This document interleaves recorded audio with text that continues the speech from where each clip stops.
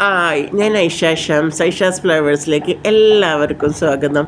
പിന്നെ എന്താ, എല്ലാവരും സുഖമായിട്ടിരിക്കുന്നു.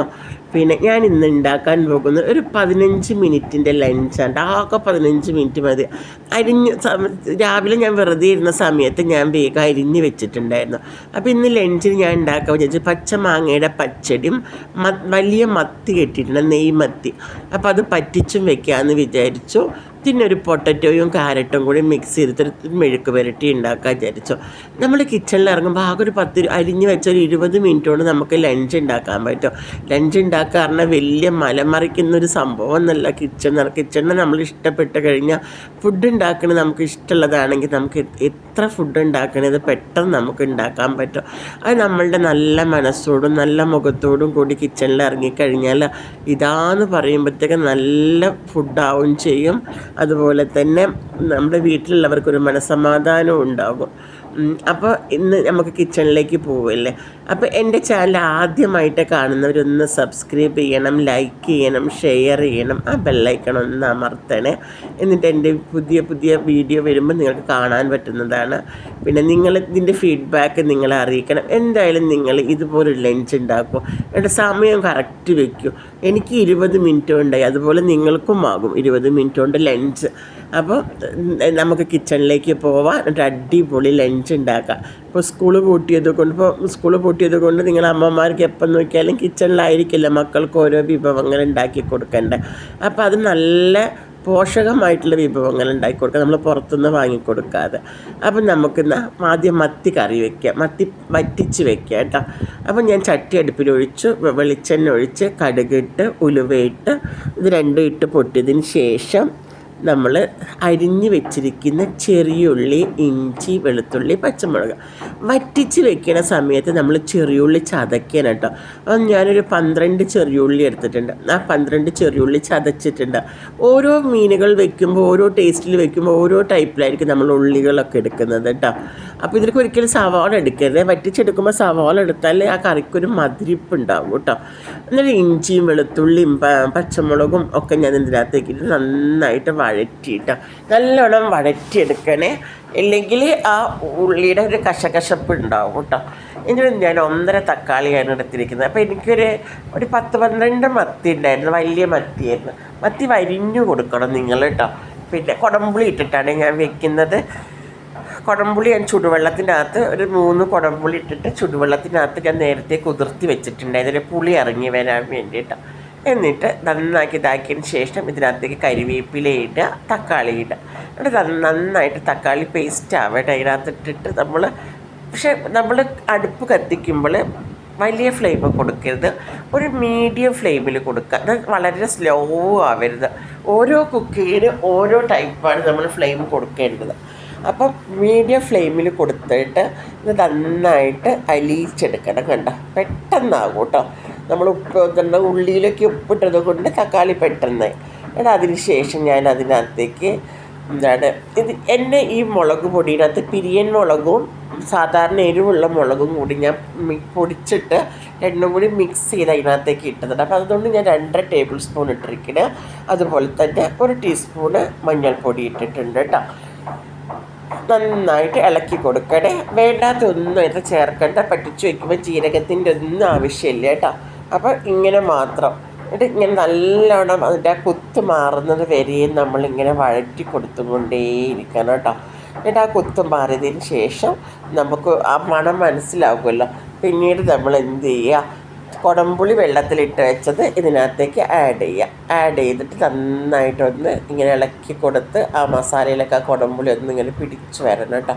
പിടിച്ച് വരുന്ന സമയത്ത് നമ്മൾ എന്ത് ചെയ്യുക, വരിഞ്ഞ് വെച്ചിരിക്കുന്ന മത്തി ഇങ്ങനെ നിരത്തി വെച്ച് കൊടുക്കുക കേട്ടോ. അപ്പോഴാണ് അതിനകത്ത് പിന്നെ മറച്ചിട്ടൊന്നും വേണ്ട. അതിനകത്ത് ഇങ്ങനെ അമർത്തി വെച്ച് കൊടുത്താൽ ഒരു 10-20 മിനിറ്റ് ഇങ്ങനെ അടുപ്പത്ത് തന്നെ കിടന്നോട്ടെ, ഒരു മീഡിയം ഫ്ലെയിമിൽ. അപ്പോൾ അതിങ്ങനെ കിടന്ന് വെന്തോളും. അതോ ഈ മത്തിയിലാണെങ്കിൽ വലിയ മത്തിയാണ്, നല്ല നെയ്യുമുണ്ട് മത്തിനകത്ത്. അപ്പോൾ നെയ്യുള്ള മത്തി നമ്മൾ വറുത്ത് കഴിഞ്ഞാൽ വീട് മൊത്തം മത്തിയുടെ മണവും ഉണ്ടാകും. പിന്നെ അതുമല്ല ആ നെയ്യുള്ള മത്തി നമ്മൾ വറുത്ത് ചോറ് കഴിച്ച് കഴിഞ്ഞാൽ നമുക്കൊരു വയറിനൊക്കെ ഒരു അസ്വസ്ഥതയാണ്. അങ്ങനെയുള്ള നിങ്ങളുടെ നെയ് മത്തി നമുക്ക് എപ്പോഴും ഒമേഗ ഫാറ്റി ആസിഡ് ഉണ്ട് മത്തിനകത്ത്. അപ്പോൾ ഇങ്ങനെ പറ്റിച്ച് വെക്കുമ്പോൾ നമുക്ക് അതിനകത്തുള്ള ഒമേഗയൊക്കെ നമുക്ക് കിട്ടും. അപ്പോൾ ഒരു 3-4 കഷ്ണം മത്തിയൊക്കെ നമുക്ക് എടുത്ത് കഴിക്കുമ്പോൾ അത്രയ്ക്ക് നല്ലതാണ് ബോഡിക്ക്. വറുത്ത് കഴിക്കുമ്പോൾ അതിൻ്റെ ബെനിഫിറ്റ് മൊത്തം പോകും. അപ്പോൾ ഒരിക്കലും നിങ്ങൾ വറുത്ത് കഴിക്കരുത്. എന്താണ് മത്തി എപ്പോഴും ഇങ്ങനെ പറ്റിച്ച് വെക്കാൻ ശ്രമിക്കുക. അതിൻ്റെ ഒരു ടേസ്റ്റും പിന്നെ അതുമല്ല ഹൃദയത്തിന് വളരെ നല്ലതാണ്, പിന്നെ സ്കിന്നിന് നല്ലതാണ് മത്തി കഴിക്കുന്നത്. ഹൃദയത്തിൻ്റെ ആരോഗ്യം മെച്ചപ്പെടുത്താൻ മത്തി എന്നും കഴിക്കുകയാണെങ്കിൽ അത്രയും നന്നായി. ദിവസം ഇപ്പം അടുത്തൊരു ഗവേഷണം കണ്ടെത്തിയിട്ടുണ്ടായിരുന്നു, മത്തി കഴിച്ചിട്ട് അലർജി വരെ കുറയുമെന്ന് പറഞ്ഞിട്ടൊരു ഗവേഷണം. ഞാനിപ്പോൾ ഒരു അമേരിക്കൻ ഇതിനകത്ത് വായിച്ചിട്ടുണ്ട്, ബുള്ളറ്റിനകത്ത് ഞാൻ വായിച്ചതാണ്. ഇങ്ങനെ മത്തി ഒരു ഡോക്ടർ പറയുന്നുണ്ട് മത്തി കഴിച്ചിട്ടുണ്ടെങ്കിൽ ആരോഗ്യത്തിന് നല്ലതാണ്, അലർജി വരെ മാറുമെന്ന്. അങ്ങനെ മത്തിക്കറി അവിടെ ആക്കി വെച്ചു. അതിനുശേഷം നമുക്കിനി പച്ചമാങ്ങ പച്ചടിയിലേക്ക് പോവാം. പച്ചമാങ്ങ പച്ചടി വളരെ സിമ്പിളാണ്, വിത്ത് 5 മിനിറ്റ്സ് മാത്രം മതി.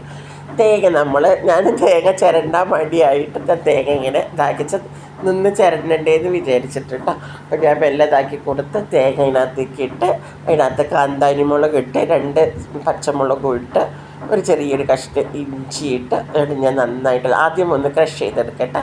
അത് കഴിഞ്ഞതിന് ശേഷം മാങ്ങ ഇടട്ടോ. നന്നായിട്ട് അരയരുത്, ചെറിയൊരു തരിതരിപ്പ് അതിനകത്ത് ഉണ്ടാവാറുണ്ട്. എന്നാൽ അരയും വേണം, എന്നാൽ തരിതരിപ്പ് വേണം താനും, അങ്ങനെയാണ്. അരച്ച് കൊണ്ട് വന്നതിന് ശേഷം നമ്മൾ എന്ത് ചെയ്യാം, ഇപ്പോൾ ഈ മാങ്ങ ഞാൻ ആദ്യം ഒന്ന് ക്രഷ് ചെയ്തെടുക്കട്ടെ. ക്രഷ് ചെയ്തെടുത്തതിന് ശേഷം അതിനകത്തേക്ക് നമ്മൾ എന്ത് ചെയ്യുക, ജീരകം ഇടണം, കടുക് ഇടണം കേട്ടോ. ഒരു ടീസ്പൂണ് ജീരകവും ഇടുക, ഒരു നുള്ള് കടുക് ഇട്ട് കൊടുക്കുക. അപ്പോൾ കടുക് ഇട്ടിട്ട് നമ്മൾ ഒന്നും കൂടി മിക്സിയിൽ അരച്ചെടുക്കണേ, അല്ലെങ്കിൽ കടുക് കൂടുതലായ കയ്പ്പ് വന്നു പോകും. എന്നിട്ട് നമ്മൾ ചട്ടി അടുപ്പിൽ വെച്ച് കടുകിട്ട് അതുപോലെ തന്നെ കരിവേപ്പിലിട്ട് ഉണക്കമുളക് ഞാൻ ചതച്ച ഉണക്കമുളകും ഇട്ട് എന്നിട്ട് ഞാൻ തൈര് കൂട്ടി ഈ മാങ്ങ പച്ചടി തൈര് കൂട്ടി ഇതാക്കി വെച്ചു. എന്നിട്ട് ചട്ടിയിലേക്ക് ഇട്ടിട്ട് നന്നായിട്ട് ഇളക്കി കൊടുത്ത്, തിളയ്ക്കാൻ പാടില്ല, കയ്യിലെടുക്കാണ്ട് ഇളക്കി അതെടുത്ത് വെക്കണം, അല്ലെങ്കിൽ പിരിഞ്ഞു പോകും. ഉപ്പുണ്ടോ എന്ന് നോക്കിയപ്പോൾ ഉപ്പൊക്കെ പാകമാണ് കേട്ടോ.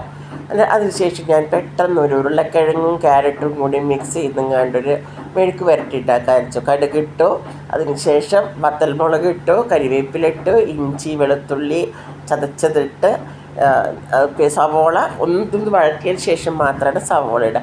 ഈ മെഴുക്ക് വരട്ടി ഭയങ്കര ടേസ്റ്റാണ് കേട്ടോ, കുട്ടികൾക്കൊക്കെ ഇഷ്ടമാവും. പ്രത്യേകിച്ച് കുട്ടികൾ സ്കൂളൊന്നും ഇല്ലാത്തപ്പോൾ ഇരുന്നവർ ചോറുണ്ട് കഴിക്കുക, ആ മുളകൊക്കെ പാടെ കൂട്ടി ഇത് കഴിക്കുമ്പോൾ ഭയങ്കര ടേസ്റ്റാണ്. എന്നിട്ട് നമ്മൾ സവോളയും കൂടി ഇട്ട് കരിവേപ്പിലയിട്ട് നന്നായിട്ടൊന്നിങ്ങനെ വഴറ്റി കൊടുത്തിട്ട് ഉരുളക്കിഴങ്ങും ഇടുക. അങ്ങനെ ഉരുളക്കിഴങ്ങ് കൊണ്ട് നന്നായിട്ട് മിക്സ് ചെയ്ത് കഴിഞ്ഞാൽ അടിപൊളി പൊട്ടറ്റോ ഇതായി. അപ്പോൾ എൻ്റെ ചാനൽ കാണുന്ന എല്ലാവർക്കും ഇതുപോലെ നിങ്ങളൊന്ന് ഉണ്ടാക്കി നോക്കൂ, ഭയങ്കര ടേസ്റ്റ് ആയിരിക്കും. എൻ്റെ ചാനലിൻ്റെ ടൈം കറക്റ്റ് ആവണില്ല, ഓരോ തിരക്കിൽ പെടുന്നതുകൊണ്ടും പല കാര്യങ്ങളുള്ളത് കൊണ്ട് കറക്റ്റിന് എനിക്ക് വീഡിയോ അപ്ലോഡ് ചെയ്യാൻ കഴിയുന്നില്ല. അതിന് സോറി എല്ലാവരോടും പറയുന്നു, ഇന്നത് കറക്റ്റാക്കാൻ നോക്കണം. അപ്പോൾ എൻ്റെ എല്ലാവർക്കും എൻ്റെ നമസ്കാരം. എല്ലാവരും ഇതുപോലെ ഉണ്ടാക്കിയിട്ട് ഇതിൻ്റെ ഫീഡ്ബാക്ക് നിങ്ങളെല്ലാവരും അറിയിക്കണം കേട്ടോ. എന്തൊരു രസമാണെന്ന് അറിയും, പൊട്ടറ്റോ ഫ്രൈ കാണാൻ തന്നെ നല്ല ഭംഗിയുണ്ട്. കണ്ടോ, നിങ്ങളിങ്ങനെ എന്തായാലും ഒന്ന് ഉണ്ടാക്കി വെക്കും. നമ്മുടെ കുട്ടികൾക്ക് സ്കൂളിൽ പോകുന്ന സമയത്ത് പുറത്തുനിന്ന് അതും ഇതും വാങ്ങിക്കൊടുക്കാതെ നമ്മൾ തന്നെ വീട്ടിലുണ്ടാക്കി കുട്ടികൾക്ക് നല്ല ആഹാരം കൊടുക്കുക. അപ്പോൾ നല്ല ആഹാരം കൊടുക്കുമ്പോൾ അവർ പിറ്റേ ദിവസം ആ ടേസ്റ്റിന് വേണ്ടി കാത്തുക്കും. അങ്ങനെ ഡെയിലി അവർക്ക് പച്ചക്കറി പലവിധ ടൈപ്പിലും ഉണ്ടാക്കി കൊടുക്കുക. കണ്ടോ, ഇപ്പോൾ എൻ്റെ പൊട്ടറ്റോ ഫ്രൈ ഒക്കെ വെന്തിട്ടുണ്ട്. കണ്ടോ, ഒന്നും ഉടഞ്ഞു പോയിട്ടില്ല.